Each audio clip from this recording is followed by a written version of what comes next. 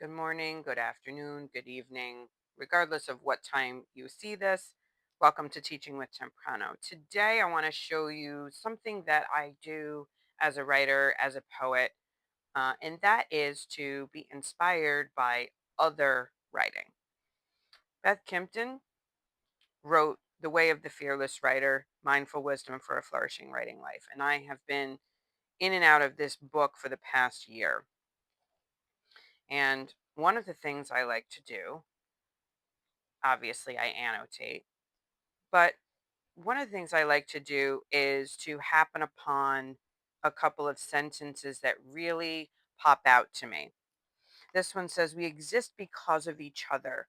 We need each other to exist. We are waves in the same ocean." To me, that reads like poetry.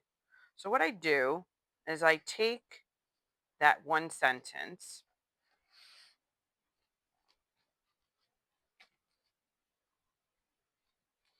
and I write it as inspiration for a poem. And I'm just going to find the poem that I'm looking for. And while I'm doing that, you can take a look at my notebook. I am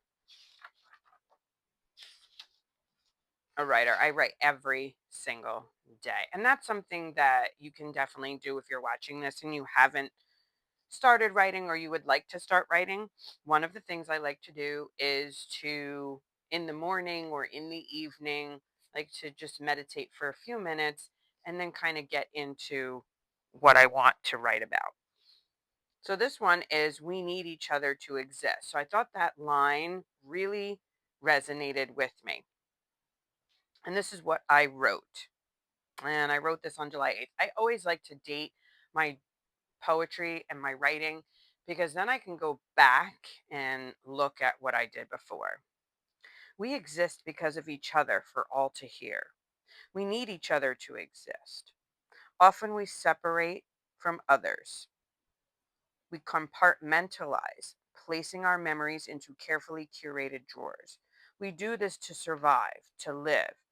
But what if that was the illusion and what we really need is each other? Connections, conversations, love, friendship. We stare into the void, a screen designed to create division and distraction. We must look up from that screen, communicate, converse, discover our similarities rather than our differences. We need each other to exist. The heartbeat of one soul beats loud enough for all to hear. The puzzle pieces of life, once jagged, now click together.